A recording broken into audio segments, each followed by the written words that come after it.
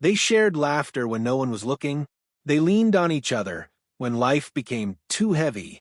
Yet beneath the charm, the fame, and the carefully controlled smiles, there was a silence, one that carried heartbreak, pride, misunderstanding, and regret.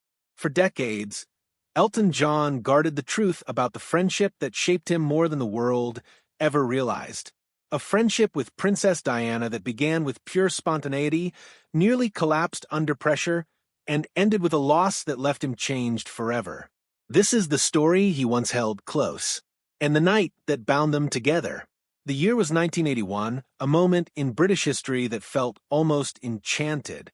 Prince Charles was preparing to marry Diana Spencer, a young nursery school assistant who had suddenly become the world's fascination. Britain was swept up in the fairy tale. For Elton John, already a global music icon, that same year would mark the beginning of something far more personal, a friendship that would alter the course of his life. By then, Elton was already well known within certain royal circles. The Queen Mother adored his music. Princess Margaret, ever the rebellious spirit of the family, frequently invited him to intimate evenings at Kensington Palace.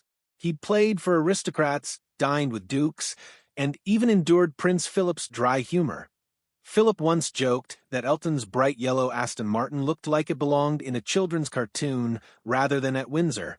Yet despite all the privilege and glamour, Elton had never felt he truly belonged. He was the flamboyant outsider, the musician whose sequined suits and emotional transparency clashed with the stiff upper lip of the British elite. But everything changed the night of Prince Andrew's 21st birthday celebration at Windsor Castle. The ballroom glowed under grand chandeliers. Royal formality filled the room, velvet gowns, polished medals, hushed conversations. Elton had been seated at the piano, playing quietly as guests flowed like a tide across the marble floor. He later admitted he felt nervous and oddly out of place, as though everyone else glided with ease while he simply hoped no one noticed his discomfort. Then he saw her. Diana Spencer entered the ballroom, not yet a princess, not yet the most photographed woman in the world, just a young woman with a bright smile and a presence that seemed to shift the air around her. Elton noticed not her title, but her warmth. She looked over, caught him watching, and returned a smile full of sincerity rather than aristocratic politeness. Moments later, she made her way toward him. What began as a polite greeting transformed into a rapid, effortless friendship. They laughed about the painfully formal music playing in the background, joking that it felt more like a lullaby than a celebration. Their shared laughter escalated into a spontaneous Charleston mime in the middle of the ballroom, a moment so unexpected that even the Queen glanced over with amusement. Elton would later write, "That night, I felt as if I'd known her forever." Diana brought something rare to that world of etiquette and tradition, genuine warmth. She was weeks away from entering a family defined by silence, protocol, and public performance. Her every gesture would soon be examined by tabloids. She sensed the pressure closing in. With Elton, though, she felt free to laugh. And in Diana, Elton found someone grounded, empathetic, and more real than anyone he'd encountered in those circles. Their connection was instant. Two outsiders standing at very different intersections of public life, yet both carrying unseen burdens. Neither could have guessed how deeply that bond would shape the years ahead. Through the 1980s and early 1990s, Elton John and Princess Diana became closer than most people realized. Headlines occasionally captured them together at charity events, concerts, and fundraisers. Cameras recorded their smiles, their whispered jokes, the light-hearted moments that made them a favorite pairing in the public eye. But what the world didn't see was the vulnerability that lay beneath those smiles. Diana had a remarkable gift. She could make anyone feel comfortable, whether a celebrity, a patient, or a world leader. Yet she herself wrestled constantly with pressure, loneliness, and the suffocating expectations of royal life. Inside Kensington Palace, her marriage to Prince Charles deteriorated. Rumors of infidelity shadowed everything she did. She struggled with feelings of inadequacy, battled bulimia in secret, and lay awake through sleepless nights feeling trapped. Elton understood her pain more than most, Behind his glitter and fame, he grappled with addiction, insecurity, and the exhausting scrutiny of being openly himself in a judgmental time. He knew what it felt like to be adored publicly, yet feel alone privately. They recognized each other's wounds instantly. Their friendship became a place of refuge, away from flashbulbs, away from expectations. Diana would attend Elton's charity events, especially those supporting AIDS awareness. At a time when society feared the disease, she became one of the first public figures to touch AIDS patients without gloves. Elton always said that moment changed everything for the public perception of AIDS. It proved she led with compassion, not reputation. There were joyful moments, too. Diana's sense of humor was sharp and mischievous. She teased Elton about his outlandish stage outfits. He laughed at her eye rolls directed at royal snobbery. They shared a love of gossip, inside jokes, and the kind of laughter that lightened the heaviest days.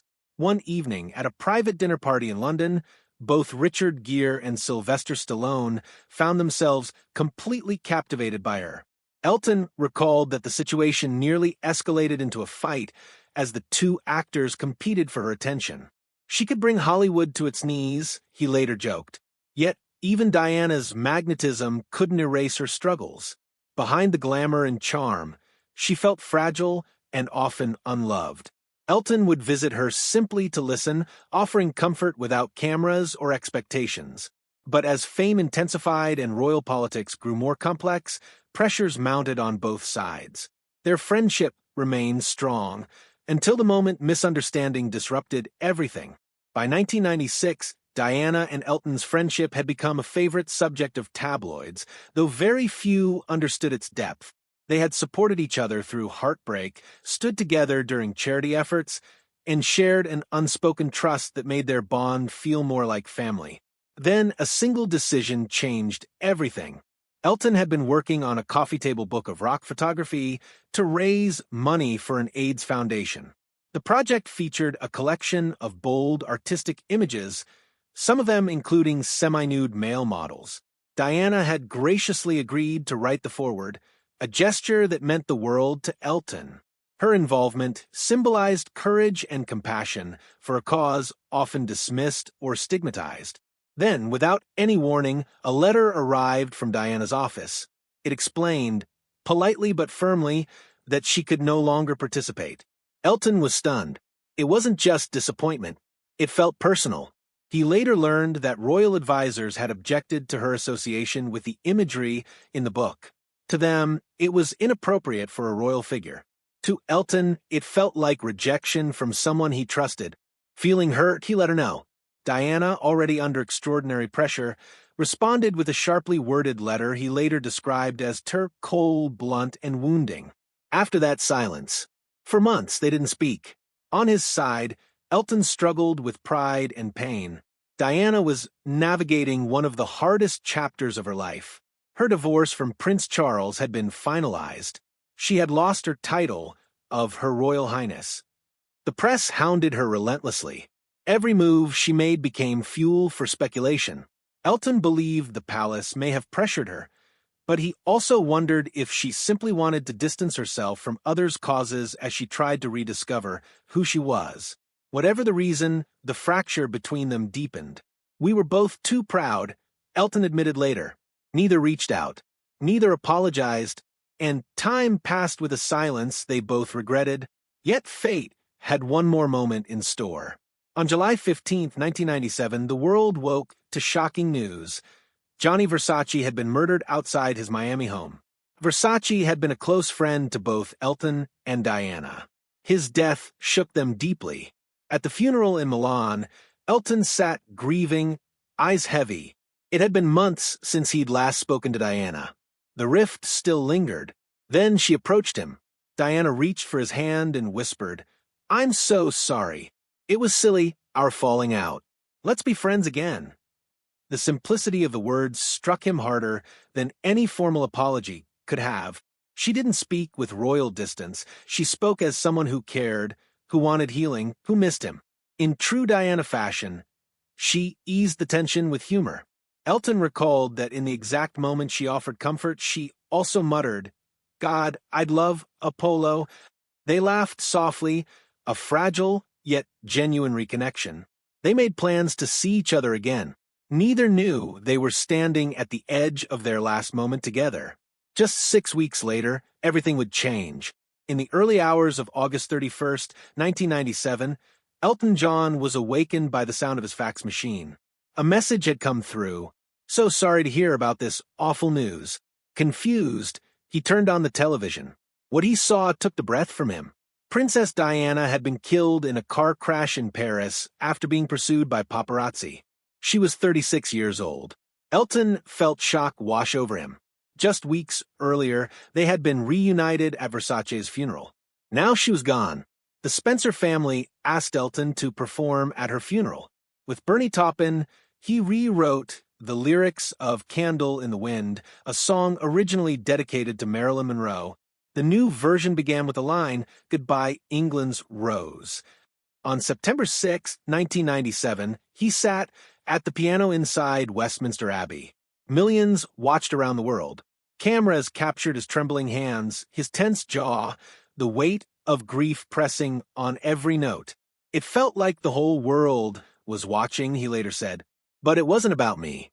It was about her. The rewritten song became the best-selling single in history. Yet Elton never felt pride in its success. To him, it was not a triumph. It was a memorial. A reminder of a life cut short and a friendship left unfinished.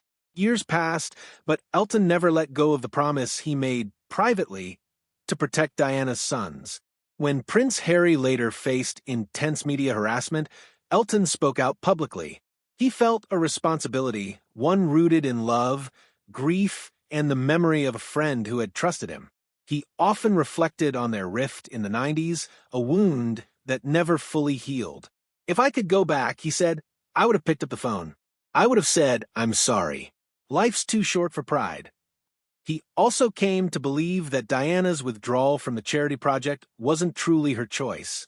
Palace pressures likely influenced her. She was surrounded by forces that shaped her life in ways the public never saw. Their friendship was unlike any other, a royal icon and a world-famous musician connected through loneliness, laughter, and the desire to be understood. Diana showed the world her courage and compassion. Elton rediscovered purpose through her influence, becoming one of the most recognized voices in humanitarian and AIDS advocacy. Even today, when he sits at the piano and the room falls silent, he sometimes senses her presence in that quiet space between notes, the echo of her laughter, the memory of her warmth. He once said, "She proved that kindness and honesty can exist in a world built on image.